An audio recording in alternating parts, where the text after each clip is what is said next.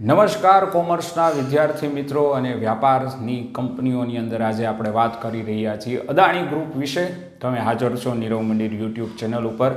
Adani group વર્ષ 2025-26ના નાણાંના જે વાર્ષિક પરિણામો છે એ જાહેર કરતા એક નવો ઇતિહાસ છે એ રચ્યો છે. ગ્રુપ દ્વારા બહાર પાડવામાં આવેલા ક્રેડિટ કમ્પોડિયમ્સ અનુસાર કંપનીએ ચાલુ વર્ષમાં જે નાણાંમાં 1.53 લાખ કરોડ રૂપિયા એટલે કે 16.1 અબજ ડોલરનો રેકોર્ડ બ્રેક મૂડી ખર્ચ છે કર્યો છે, જે કોઈ પણ ભારતીય કોર્પોરેટ ગ્રુપ દ્વારા એક વર્ષમાં કરવામાં આવેલા સૌથી મોટા મૂડી ખર્ચ તરીકે જોવા મળે છે.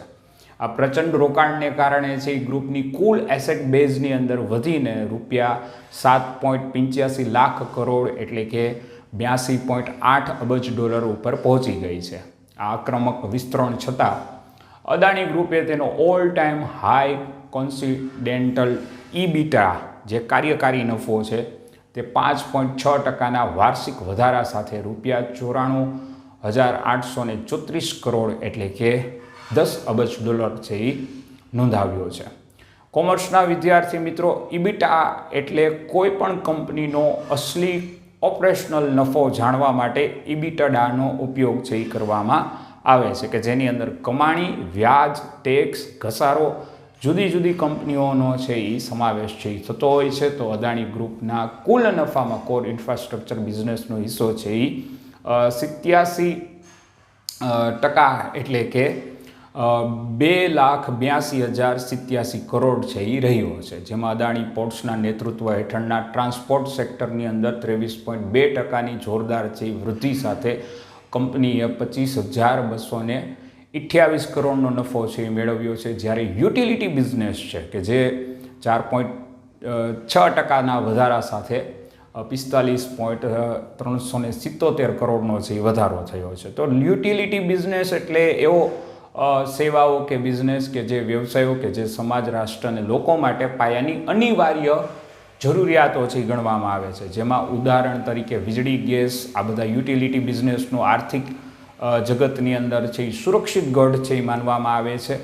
ગ્રુપે તેના ચોખ્ખા દેવાના અને નફાના ગુણોત્તરને 3:3 ગણો રાખ્યો છે, જે તેના નિર્ધારિત લક્ષ્યાંશ 3.5 ગણાથી ઓછો છે. માર્ચના અંતે ગ્રુપ પાસે 55,852 કરોડની રોકડ અને લિક્વિડિટી ઉપલબ્ધ છે હતી, જે આગામી 17 મહિનાઓ માટે દેવાની ચૂકવણી કવર કરવા માટે પૂરતી છે. આ ઉપરાંત રેટિંગ અપગ્રેડ થવાને કારણે ગ્રુપનો સરેરાશ વ્યાજ ખર્ચ પણ 2 વર્ષના અગાઉના 9%થી ઘટીને 7.8% ઉપર આવી ગયો છે. હવે વાત સમજીએ અદાણી ગ્રુપની કંપનીઓ વિશે જે સતત નફાની અંદર છે એ ભારતની અંદર વધારો કરી રહ્યું છે, જેમાં એક છે અદાણી ગ્રીન એનર્જી. કંપનીએ તેની ઓપરેશનલ ક્ષમતાની અંદર 5.1% જે ગીગાવોટનો મોટો ઉમેરો છે એ કરીને તેને 9.3% ગીગાવોટ ઉપર પહોંચાડી ગયો છે. તો ગુજરાત રાજ્યની અંદર ખાવડા ખાતે વિશ્વના સૌથી મોટા સિંગલ લોકેશન પ્રોજેક્ટ માટે બેટરી સ્ટોરેજ ક્ષમતા વધારીને 3.37 ગીગાવોટ પ્રતિ કલાક છે એ કરવામાં આવેલું છે. ત્યારબાદ બીજી કંપની અદાણી ગ્રુપની છે અદાણી પોર્ટ્સ, જે વાર્ષિક ધોરણે 11%ના વધારા સાથે record break 500.8 million metric ton cargo handle છે એ કરેલો છે, જે ડિસેમ્બર 2025માં ઓસ્ટ્રેલિયા દેશના NQ એક્સપોર્ટનું પણ અદાણી ગ્રુપે છે એ સંપાદન અને આક્રમક વિસ્તરણ છે એ કરેલું હતું.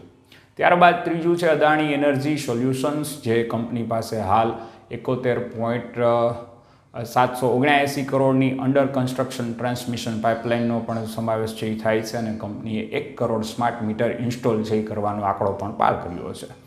4 ઉપર અંબુજા સિમેન્ટ, જે ઓરિએન્ટેડ સિમેન્ટનું સંપાદન છે એ પૂર્ણ કરીને બજારમાં પોતાની પકડ છે એ જમાવેલી છે, જેના કારણે સિમેન્ટ વેચાણમાં 16.1% વધીને 73.7 મિલિયન ટન છે એ થયું છે. 5મા ઉપર અદાણી એન્ટરપ્રાઇઝિસ, જે ગ્રુપની ઇન્ક્યુબેટર્સ કંપની રાઇટ ઇશ્યુ દ્વારા છે એ 24,930 કરોડ એકત્રિત કર્યા છે.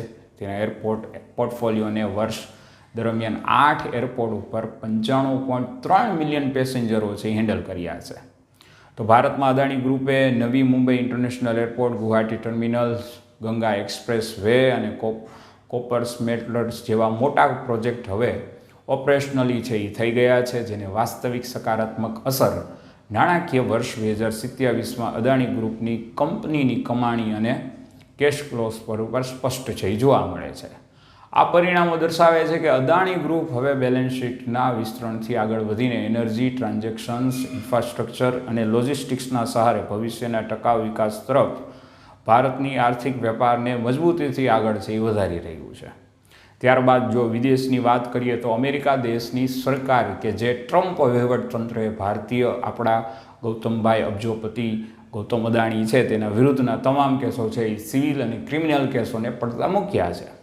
અદાણી જૂથની એક કંપની વિરુદ્ધ છે ઈરાન દેશ ઉપરના નિયંત્રણનો કથિત ભંગ કરવા માટે જે આરોપ હતો તેના માટે સેટલમેન્ટ છે એ અમેરિકન કોર્ટની અંદર કરવામાં આવેલું છે. અમેરિકા દેશમાં અદાણીના જે વકીલ હતા જેનું નામ એન્ટની છે તે ખાસ ડોનાલ્ડ ટ્રમ્પના વ્યક્તિગત વકીલ છે. તો તેણે કોર્ટને જણાવ્યું હતું કે તેમના અસીલ એટલે કે જે અમેરિકામાં અદાણી વિરુદ્ધ જે કેસ ચાલે છે તો એની અંદર અમેરિકા દેશમાં $10 અબજ તે રોકાણ કરવા માંગે છે, પરંતુ આ જે કેસ ચાલે છે તેની વિરુદ્ધની અંદર તેથી તેઓ રોકાણ છે કરી શકતા નથી.